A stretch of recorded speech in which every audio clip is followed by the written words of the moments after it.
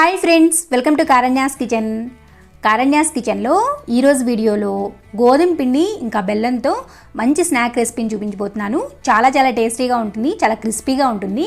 ఒకసారి ఈ విధంగా ట్రై చేసి చూడండి, మీకు తప్పకుండా నచ్చుతుంది. ఈ స్నాక్ని ఎలా తయారు చేసుకోవచ్చో వీడియోలోకి వెళ్ళి చూసేయండి. గోధుమ పిండితో స్నాక్ని ప్రిపేర్ చేసుకోవడానికి ముందుగా ఒక గిన్నెని తీసుకుని అందులోకి 1 కప్పు వరకు బెల్లంని వేసుకోండి. బెల్లాన్ని ఈ విధంగా సన్నగా తురుముకుని వేసుకోండి. మీరు తీసుకునే బెల్లాన్ని కొంచెం మెత్తగా ఉంటుంది కదా, అలాంటి బెల్లాన్ని తీసుకోండి. తర్వాత ఇందులోకి 2 లేదా 3 టేబుల్ స్పూన్ల వరకు నీళ్ళని కూడా వేసుకోండి. నీళ్ళు అనేవి ఎక్కువగా వేసుకోవద్దు, కొద్దిగా మాత్రమే వేసుకోండి. జస్ట్ మనకి ఆ బెల్లం కరగడానికి సరిపడిన నీళ్ళు వేసుకుంటే సరిపోతుంది. ఇలా నీళ్లు పోసుకున్న తర్వాత ఒకసారి కలుపుకుని ఇప్పుడు ఈ గిన్నెని తీసుకెళ్ళి స్టవ్ మీద పెట్టుకుని మీడియం టు లో ఫ్లేమ్లో ఈ బెల్లం అంతా కూడా చక్కగా కరిగిపోయేంత వరకు కరిగించుకుంటే సరిపోతుంది. అంటే బెల్లం గడ్డలు లేకుండా కరిగించుకుంటే సరిపోతుంది. ఇక్కడ ఎటువంటి పాకం రావాల్సిన అవసరం లేదు, జస్ట్ ఆ బెల్లం కరిగితే సరిపోతుంది. ఇక నేను మీకు బెల్లం అంతా కూడా చక్కగా కరిగిన తర్వాత చూపిస్తున్నాను చూడండి. ఈ విధంగా కరగాలి. లో ఫ్లేమ్లో పెట్టుకున్నారంటే చక్కగా నిదానంగా బెల్లం గడ్డలన్నీ కూడా చక్కగా కరిగిపోతాయి.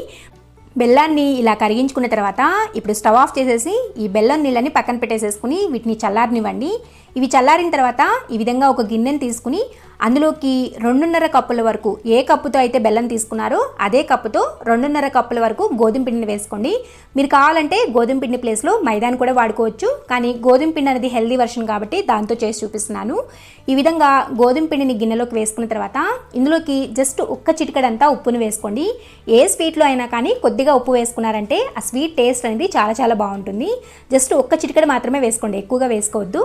ఉప్పు వేసుకున్న తర్వాత ఇందులోకి ఒక 1/2 టీ స్పూన్ లేదా 1 టీ స్పూన్ అంతా యాలకుల పొడిని కూడా వేసుకోండి. తర్వాత ఇందులోనే 1 టేబుల్ స్పూన్ అంతా నెయ్యిని కూడా వేసుకోండి. నెయ్యి ఫ్లేవర్ అనేది చాలా బాగుంటుంది. ఇలా అన్నీ కూడా వేసుకుని ఫస్ట్ ఇవన్నీ కూడా పిండిలో బాగా కలిసేట్లు కలుపుకోండి.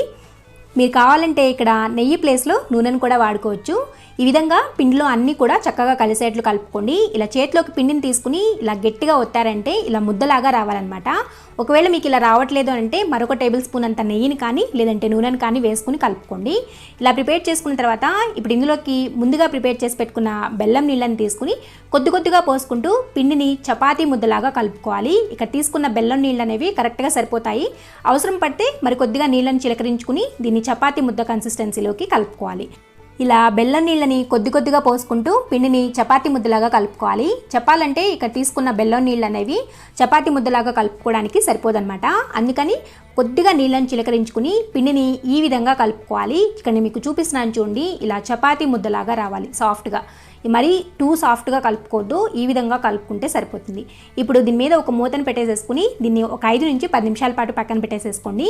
తర్వాత ఈ విధంగా ఒక చిన్న గిన్నెని తీసుకుని అందులోకి 1 టేబుల్ స్పూన్ అంతా నెయ్యిని వేసుకోండి. నెయ్యినైనా వేసుకోవచ్చు, లేదంటే నూనెనైనా కూడా వాడుకోవచ్చు. వేసుకున్న తర్వాత ఇందులోకి 2 టీ స్పూన్లంతా గోధుమ పిండిని కానీ లేదంటే మైదా పిండిని కానీ వేసుకోండి. ఇలా నూనెలో కానీ లేదంటే నెయ్యిలో కానీ పిండిని వేసుకున్న తర్వాత ఈ పిండి అనేది అందులో బాగా కలిసేట్లు కలుపుకోండి. ఉండలు లేకుండా కలుపుకుంటే సరిపోతుంది. ఇక నేను మీకు కలిపిన తర్వాత చూపిస్తున్నాను చూడండి, ఇలా కలుపుకోవాలి. ఇలా కలుపుకున్న తర్వాత ఇప్పుడు ఈ గిన్నెని పక్కన పెట్టేసేసుకుని మనం ముందుగా ప్రిపేర్ చేసి పెట్టుకున్న చపాతీ ముద్ద ఉంది కదా, బెల్లం పాకం వేసి ఇప్పుడు ఆ ముద్దను తీసుకుని దీన్ని కిచెన్ టాప్ మీద పెట్టుకుని ఫస్ట్ దీన్ని రౌండ్గా చేసుకుని దీన్ని 2 భాగాలుగా చేసుకోండి. ఈ విధంగా 2గా చేసుకున్న తర్వాత ఒక భాగాన్ని గిన్నెలో పెట్టేసేసుకుని దాని మీద మూత పెట్టేసేసుకోండి. పిండి అనేది తడారిపోకుండా ఉంటుంది. ఇప్పుడు దీన్ని పక్కన పెట్టేసేసుకుని ఒక పార్ట్ని తీసుకుని ఫస్ట్ దాన్ని రౌండ్గా చేసి ఈ విధంగా రోల్ చేసుకోండి. కిచెన్ టాప్ మీద పెట్టుకున్నారంటే ఈజీగా ఉంటుంది. కావాలంటే మీరు చపాతీ పీట మీద కూడా చేసుకోవచ్చు. ఈ విధంగా పెట్టుకున్న తర్వాత ఫస్ట్ దీన్ని రోల్ చేసుకుని దీన్ని ఈక్వల్ సైజ్గా, అంటే అన్నీ కూడా ఒకే సైజులో వచ్చేటట్లు ఈ విధంగా బాల్స్ లాగా ప్రిపేర్ చేసుకోండి. ఇప్పుడు చిన్న పిండి ముద్దను తీసుకుని ఫస్ట్ దాన్ని రౌండ్ బాల్ లాగా ప్రిపేర్ చేసిన తర్వాత దీన్ని పొడి పిండిలోకి అద్దుకోండి. మీరు గోధుమ పిండి అయినా తీసుకోవచ్చు, లేదంటే మైదా పిండి అయినా కూడా వాడుకోవచ్చు. పొడి పిండిని అద్దుకుని ఈ విధంగా చపాతీ కర్రను తీసుకుని ఫస్ట్ దీన్ని చపాతీలాగా ప్రిపేర్ చేసుకోవాలి. అవసరం పడితే సరిపడినంత పొడి పిండిని అద్దుకుంటూ దీన్ని ఈ విధంగా ప్రిపేర్ చేసుకోవాలి. ఇక నేను మీకు ఒత్తిన తర్వాత మందం ఎలా ఉంది అనేది చూపిస్తాను చూడండి.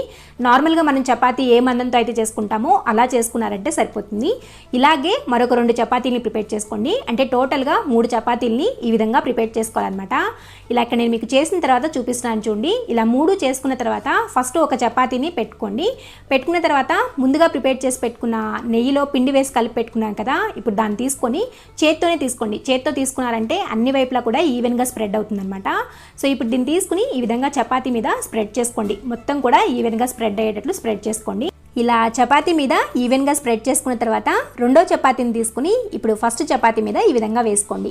వేసుకున్న తర్వాత మనం ముందుగా కలిపెట్టుకునే ఈ మిశ్రమం ఉంది కదా, నెయ్యి ఇంకా పిండి మిశ్రమం, ఆ మిశ్రమాన్ని ఈ విధంగా రెండో చపాతీ మీద కూడా ఈవెన్గా స్ప్రెడ్ అయ్యేటట్లు స్ప్రెడ్ చేసుకోండి.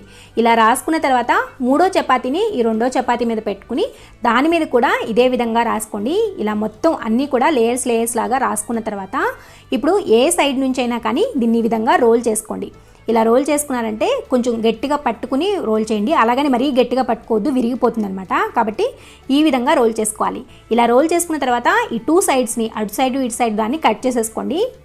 ఇలా రెండు వైపులా కూడా కట్ చేసుకున్న తర్వాత వీటిని పారేయాల్సిన అవసరం ఏం లేదు. మళ్ళీ దీన్ని పిండి ముద్దలాగా చుట్టి దీంతో కూడా ఇలాగే ప్రిపేర్ చేసుకోండి. ఇప్పుడు వీటిని మీరు ఏ సైజులో అయితే చిప్స్ చేసుకోవాలి అనుకుంటారో అంత మందంతో వీటిని కట్ చేసుకోండి. సో ఇక్కడ నేను మీకు కట్ చేసిన తర్వాత చూపిస్తున్నాను. చూసారా లేయర్స్ అనేవి ఎలా వచ్చాయి అనేది, ఈ విధంగా కట్ చేసుకోవాలన్నమాట. మీకు సైడ్లో ఉన్నవి కొంచెం సైజ్ అనేవి తక్కువగా వస్తాయి, మధ్యలో ఉన్నవి కొంచెం పెద్దగా వస్తాయి అన్నమాట చిప్స్. సో సైడ్లో ఎందుకంటే లేయర్స్ అనేవి తగ్గిపోతూ ఉంటాయి కదా సైడ్లో ఉన్న వాటికి, అందుకోసం.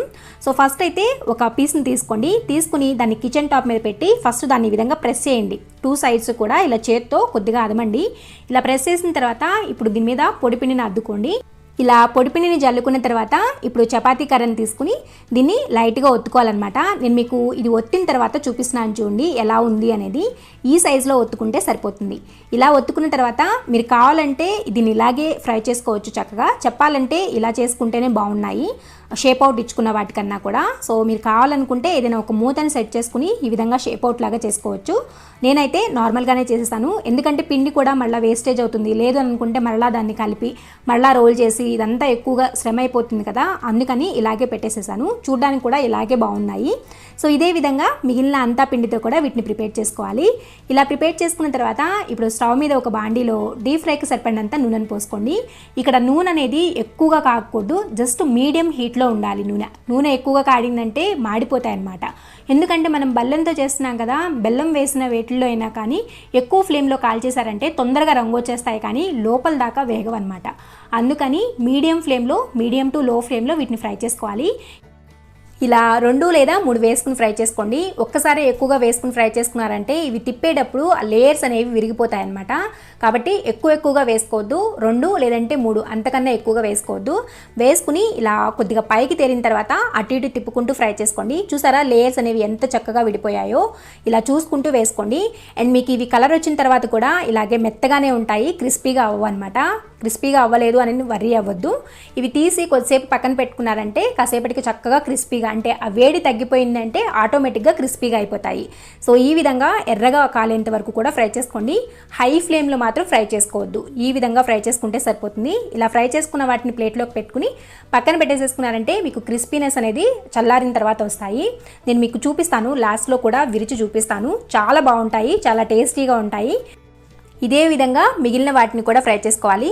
చూసారు కదా చాలా టేస్టీగా హెల్దీగా ఉండే గోధుమ పిండి ఇంకా బెల్లంతో స్నాక్ని ఎలా తయారు చేసుకోవచ్చో ట్రై చేయండి. మీరు కూడా ట్రై చేసిన తర్వాత మీకు ఎలా వచ్చిందో కూడా కింద కామెంట్ సెక్షన్లో కామెంట్ చేసి చెప్పండి. నేను మీకు లాస్ట్లో విరిచి చూపిస్తాను అన్నాను కదా, చూసారా ఎంత క్రిస్పీగా వచ్చాయో.